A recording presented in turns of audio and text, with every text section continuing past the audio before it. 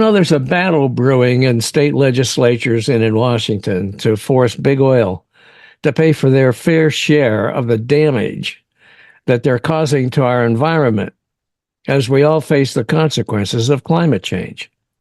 That's the topic today on our podcast, where we focus on the major issues that are facing America with just a little lean to the left. Now, as we record this on the eve of the first presidential debate between President Biden and Donald Trump, he who has been convicted of, I don't know how many felonies. Our guest is Jamie Henn, founder and executive director of Fossil Free Media, which provides campaign and communication support for the movement to break free from fossil fuels. Fossil Free Media is home to campaigns like Creative Media's, which pressures PR and ad agencies to cut ties with fossil fuel companies, and Make Polluters Pay, which is building public support for holding big oil financially accountable for their impact on our climate. So, Jamie, welcome to the Lean to the Left podcast. We got a hell of a lot to talk about today, my friend. Thank you, Bob. It's great to be here. Yeah. Tell us a little bit about Fossil Free Media and what you guys do.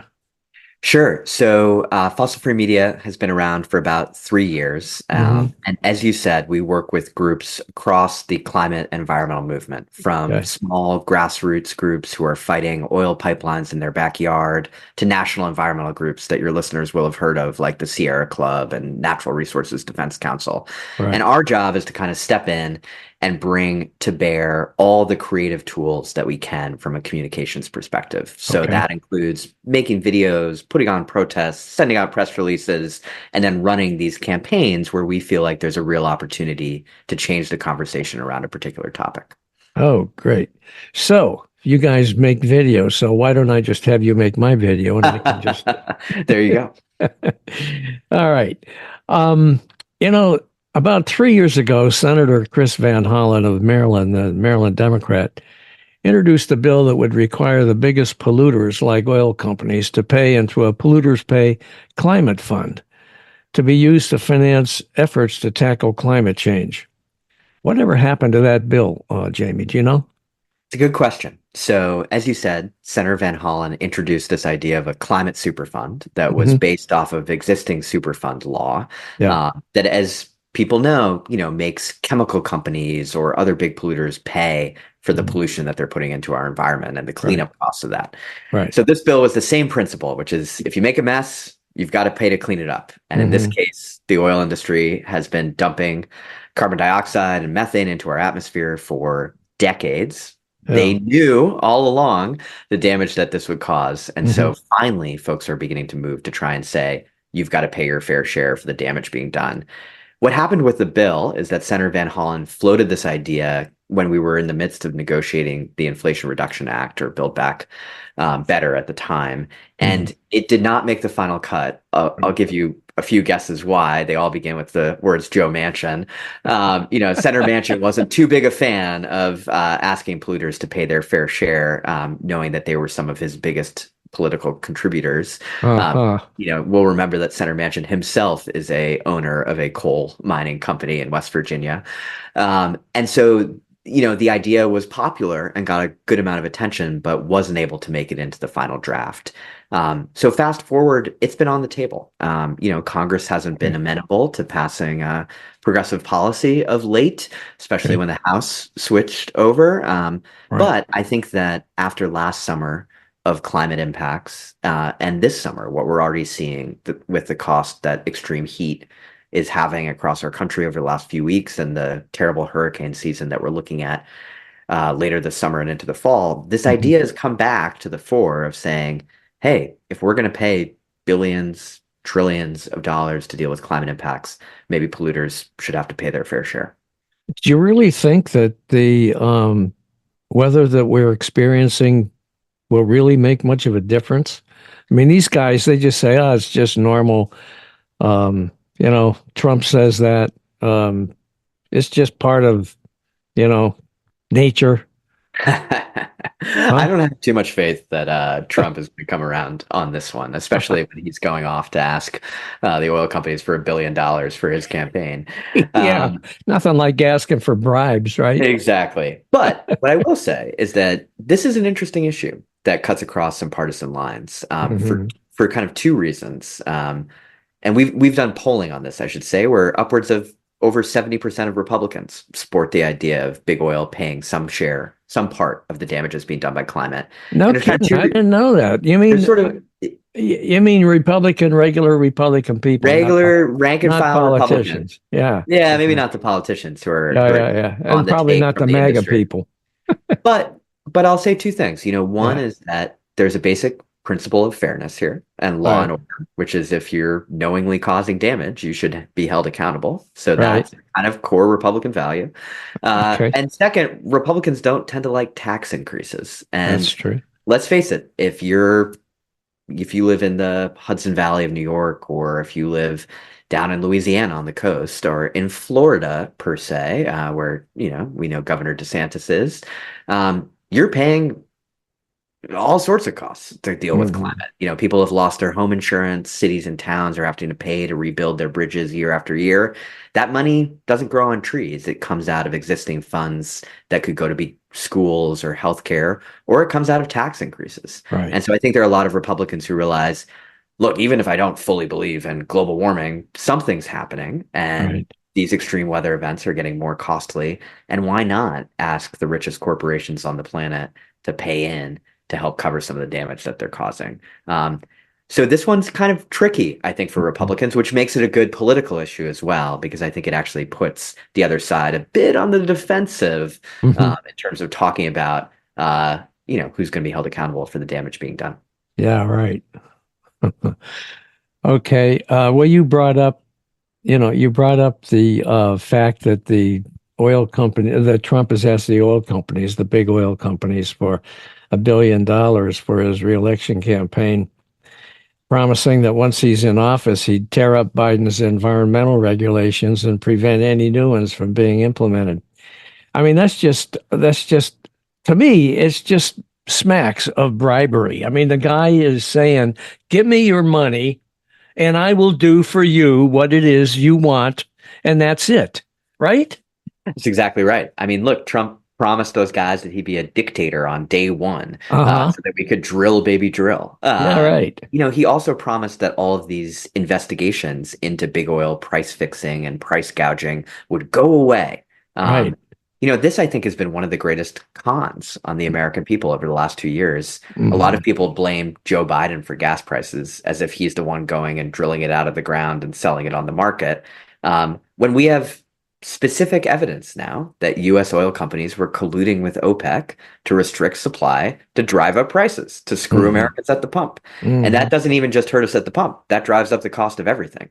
Right. Um, Analysts have looked and experts have said that a full quarter of inflation, so what you're paying at the grocery store, can be traced back directly to oil, which makes sense. I mean, the industry always brags about how oil isn't everything. Well, Sure. when you drive up the price of everything goes up. Yep. And so, here we have a major presidential candidate who basically says these companies may have just robbed the American people blind, but if they give me $1 billion, I'll let Yeah. them go ahead and do more of it down the road. That's right. Meanwhile, I think the Biden administration has actually been doing more than they kind of take credit for, Hmm. uh, in terms of having the Federal Trade Commission and the Department of Justice begin to really investigate these guys, Okay. and try and push them on evidence of price fixing and hold them accountable. I wish that the president would be a bit more vocal about that, because I think Yeah. there's a strong record to run on. Yeah. But the American people need to know what's been going on, and need that public education to happen from the bully pulpit, as well as everywhere else. That's really true. And especially given the fact that the Republicans are cooking up this thing called Project 25, which is a plan for the first 180 days of an incoming Republican administration, they hope. It includes a plan to dismantle federal agencies and public health standards, including environmental protections. And the Sierra Club, which you mentioned a minute ago, warns that this would be a death sentence for federal climate and environmental protection. What's your thought of what are your views about Project 25 and what they're trying to cook up? Yeah, well, if you like drinking water without toxic chemicals in it or breathing air without carcinogens, Uh, then you won't yeah. be a fan of this document. Hmm. Uh, you know, Project 2025 is the most radical right-wing attack on our government across the board, but particularly since we're talking about the environment, on the environment, that we've ever seen. We used to have a Republican Party that, despite some disagreements about going after corporations, Right. broadly speaking, was supportive of conservation efforts and the Right. environment. Let's not forget that it was Richard Nixon that created the EPA. Um, Yeah, now, that's an amazing thing to recall, actually. exactly. I mean, Yeah. now we've seen just a total reversal. I mean, a total corporate takeover by, Right. the oil industry, by far right kind of anti-government zealots. Hmm. So Project 2025 would dismantle the very protections that I think Americans now take for granted. We forget that the skies above Los Angeles used to be filled with smog, or that you couldn't rely on the drinking water in your tap being Right. safe to drink. Those Right. things are only there not because the environment has magically gotten cleaner, but because there are protections put in place and Yeah. corporations have been held responsible for dumping chemicals or whatever it may be. And so all of that is at stake, let alone the progress that we've been making on climate with the Inflation Reduction Act and the investments being made. Again, if you like the idea that you can get a tax credit to buy an electric vehicle or that you could save money doing energy efficiency, that all goes away. That Yeah. all gets struck. So the progress that we're making in this country in terms of saving people money on their electric bills, creating jobs in the clean energy economy, keeping our environment clean and protecting it for future generations, all of that is on the line this election, and we couldn't be facing a more kind of dire consequences if things go the wrong way. Yeah, I think you're right. I was reading the other day, I don't know if it was the Washington Post or the Baltimore Sun, but one of the two, that soon you'll be able to swim in the Potomac River and in the Inner Harbor in Baltimore. Now, those two bodies of water have been horribly polluted for decades. And the thought of putting even your foot in either one of them was a scary thing indeed. Uh, that's just a testament, I think, to the progress that's being made. And, if people want that to happen, vote for Trump and the Republicans. Yeah, I think that's right. I mean, I grew up in Boston, Yeah. there on the Charles River, and we used to joke you would go in with two arms and come out with three. And so, but again, the Charles Or has you gone can walk through. on water, right? Exactly, exactly. I mean, we still sing "Dirty Water," Boston, you're my home at the Celtics games. Uh, Okay. but that's really changed. I mean, we've made incredible progress, and I think Yeah. we have that opportunity on climate. I mean, climate is such an existential and enormous challenge, but we need to take heart from the idea that our country has been able to do extraordinary things to clean up our environment. And lo and behold, it's made our economy stronger and improved our quality of living across the board. We're just beginning to tip into that on Yeah. climate. I mean, the Yeah. money that was unleashed by the Inflation Reduction Act and bipartisan infrastructure plan, that money's just beginning to hit Yep. communities. We're just beginning to see the electric vehicle charging stations and grants and all of that, grants for farmers, grants for forestry, Yep. everything beginning to come into play. And so to pull the rug out from under that, just Yep. as we're beginning to basically see a new chapter of our country where we can really make our air and water and climate safer. Would be just such a tragedy. Yeah. So yeah, it's needless to say, as I think people listening to this know, a lot is on the line. We can't just assume that progress will continue if Trump is elected. I think there's a lot of damage that can be done. The transition will continue, but Hmm. it needs to continue at such a scale and speed that this election could really be a disaster. You know, um, we don't have time to talk about all the things that President Biden has done with respect to the environment, but some of them include leading an LNG export pause. He's made bold environmental justice commitments that include EPA standards to cut greenhouse gas emissions, toxic air pollution, water pollution, and contamination from power plants. He's unleashed a boom in solar, wind, battery storage, and other clean energy technologies to support clean energy, even to the point that I bought a new electric vehicle a couple of months ago. I wouldn't have done it if it wouldn't have been for what President Biden has done and what he's trying to do. And I got to say, my Mustang Mach-E is a fabulous automobile. I just love it. I am concerned about the ability to. I live in Myrtle Beach, South Carolina, and we don't have a lot of charging stations around here. I'm not sure why that is. It's a Republican area, so maybe that's why. But anyway, we don't. But I charge it at home, and it works just fine. Now, Trump has promised to undo all of this, saying that, among other things, that windmills kill birds. So what do you got to say about that? Well, look, I think you brought up a number of good points. I mean, one is that, look, I say this as a activist, a climate activist who's, knows the stakes, and we've got to fight really hard. And so, I've spent the last 3 years pushing the Biden administration. We've organized protests outside the White House. We've pushed them on, I think, some of the bad decisions they made to allow, the Willow project to go forward in Alaska or the Mountain Valley Pipeline. But we've seen them begin to really turn a corner. You mentioned this new pause on liquefied natural gas exports. That is really the new frontier for the industry. I mean, they want to be shipping U.S. oil and gas around the world, pollution be damned. Even though exporting, I mean, this is simple supply and demand. Exporting all that gas will simply drive up prices for consumers here at home. But, President Biden did the right thing on that. And that was a real reversal of previous policy. So I think we've got to give credit where credit is due.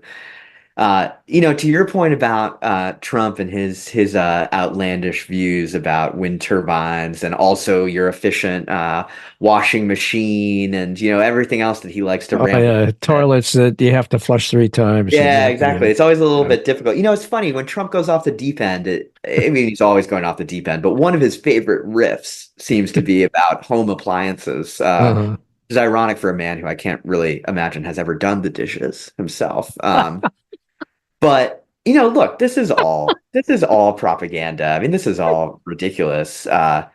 Just to take the wind turbines one, household cats, I'm afraid to say, are the number one killer of birds in this country, and it is on an order of hundreds of times the amount that are ever killed windmills. So if you see someone walking around, telling you windmills kill birds, recruit them for the anti-cat campaign first. That's the place to Well, start. just let me ask you this. Do you really think Trump gives a crap about birds? No, of course not. I mean, that's the thing. I don't think any of these, I mean, there were, look, you're there on the coast. I mean, there were proposals up, I live in the Northeast, proposals to build offshore wind. Yeah. This, again, would have reduced prices for consumers. These wind turbines are way off in the ocean. You don't even see them from the shore. Right. Create tons of jobs for workers, bring billions of dollars to our port communities like Portsmouth, New Hampshire, or down in Boston. And they started getting stopped because these oil industry front groups suddenly did this whole Save the Whales campaign where they made up this lie that whales were hitting wind turbines.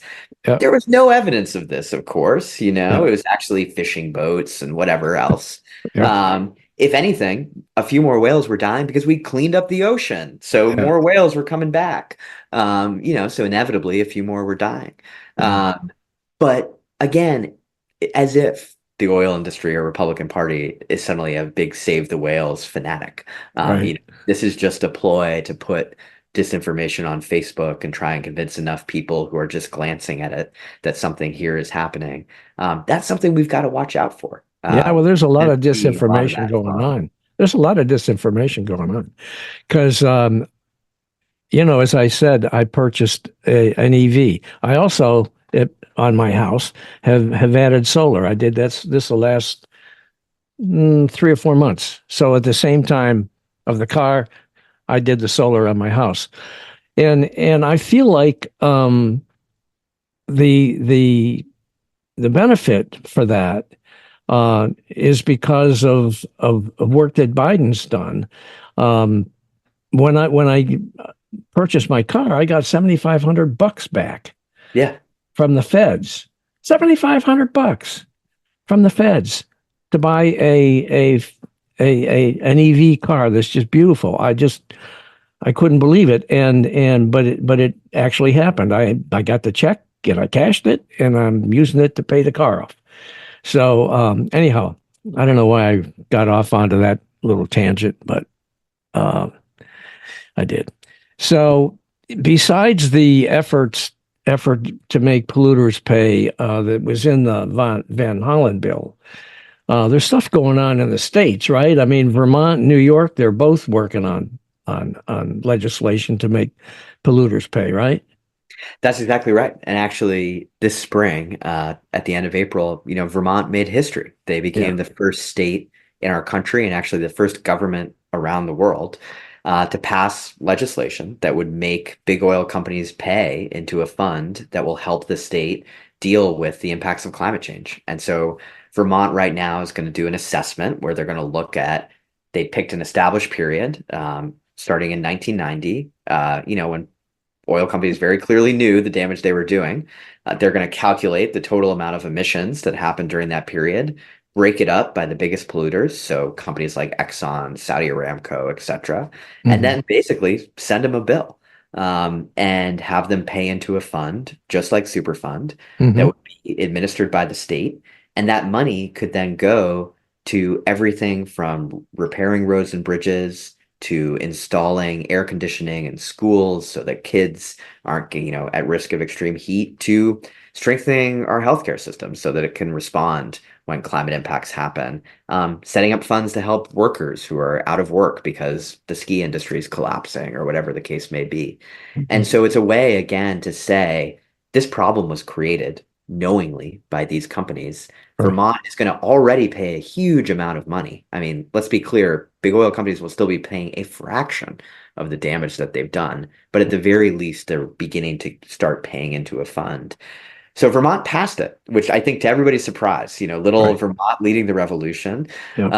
The oil industry doesn't have much influence in Vermont. There's far more cows than oil rigs up there. Right. Uh, and so now the question is, can we get a big state to follow Vermont's lead?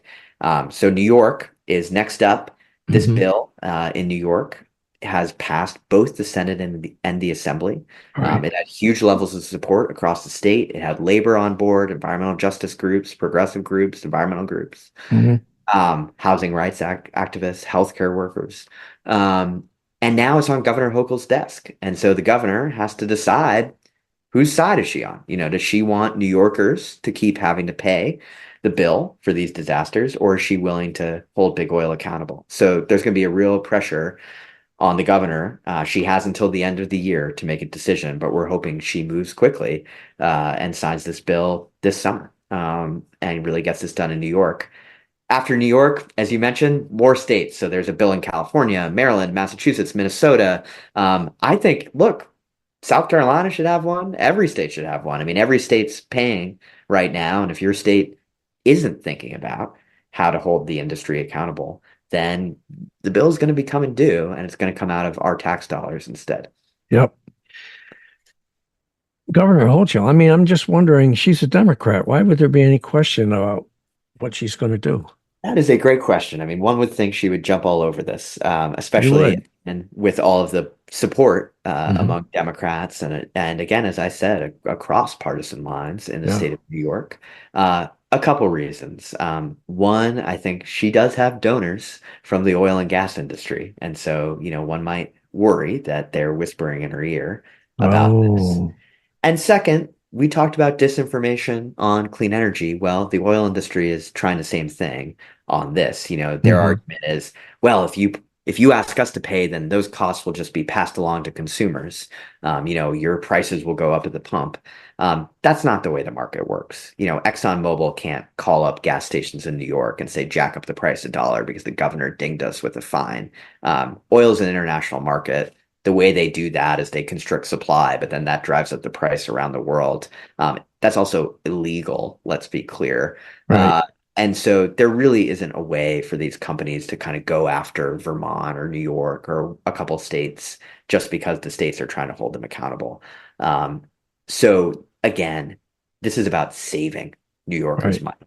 Right now, the state's already paying billions for climate. Again, that's money that could be going towards other things. And the Hmm. goal here is to try and offset that cost by asking these polluters to pay their fair share. Okay. Now, with respect to electric vehicles, including the investment in a national EV charging network, which was included in the uh, help me out here, the bill The that was in. Inflation Reduction Act, Yeah, the Inflation awfully Reduction. named, yeah. Yeah, yeah, right, right, right, right. What would happen to that if Trump would win the presidency? Well, again, I think Trump is trying to take away all the incentives for electric vehicles. Hmm. He sees them as, I forget the exact quote, but as sort of a war on the American auto industry. Yeah, Needless to say, American auto companies have fully embraced this. yeah, You mentioned your Ford. Well, Ford has gone all in on yeah, I have. producing EVs Yeah, because they know that that's where the future is, and that's how yeah, we stay competitive yeah, with China, with other countries who are yeah, really investing in this. And so, again, it's important to note Trump's actions on this. He'll do everything he can to stop electric vehicles. That hurts consumers, takes away your tax credits, keeps you addicted to expensive gas, happens to be his political donors. It hurts Detroit because the auto companies have invested a ton of money in moving to electric vehicles. And if the government starts pushing back against that, it just costs them money and slows it down for them. And it hurts workers who, again, are seeing new factories, new jobs, new industries, new automobile companies like Rivian or others starting up. yep. Rivian stock just jumped hugely because VW invested a bunch of money into them. Again, that all is on the line. And so again, I think that it's this weird, well, we know why, right? Trump only cares about his kind of donors and himself. Hmm. But it's distorting the entire economy. Again, we used to talk about jobs versus the environment.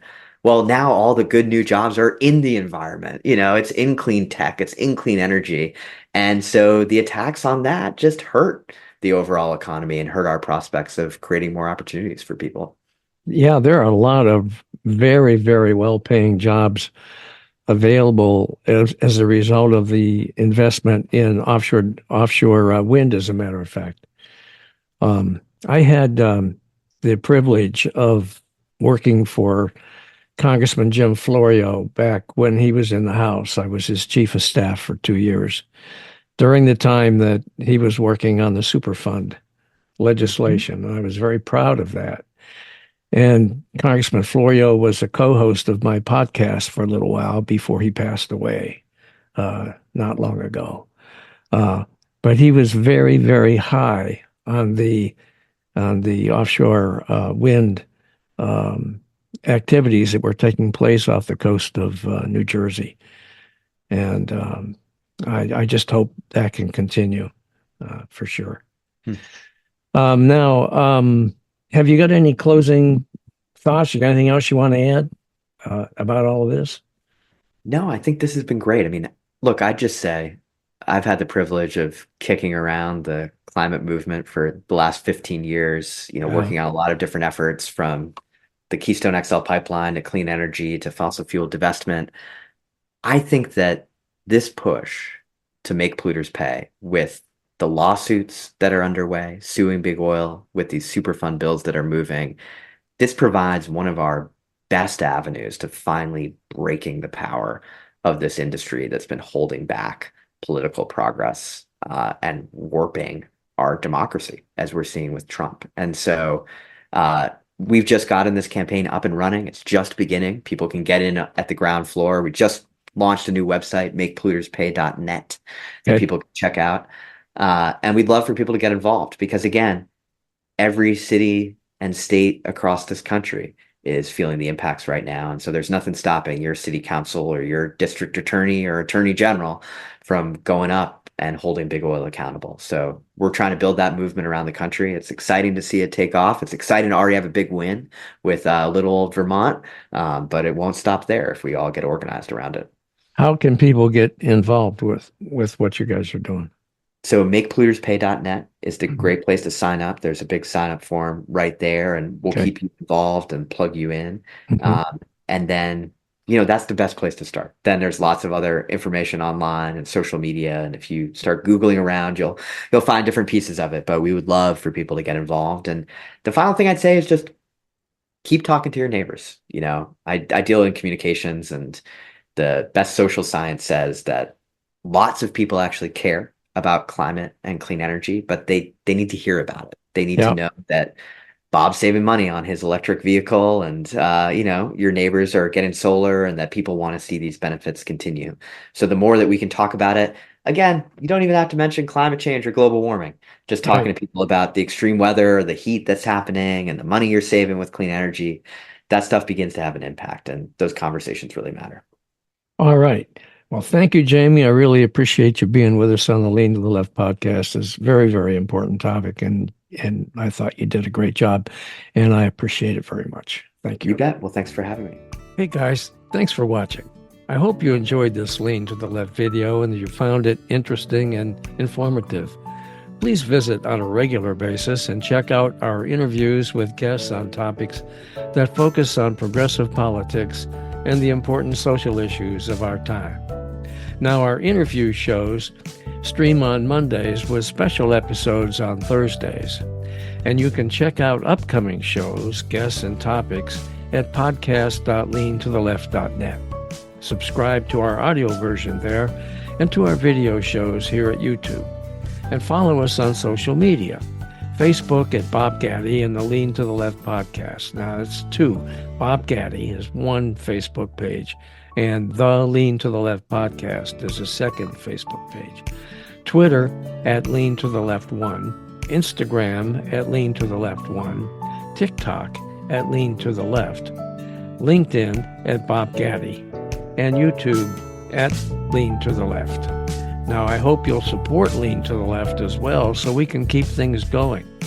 Just click on the Donate tab at the top of the leantotheleft.net homepage and contribute by buying me a cup of coffee.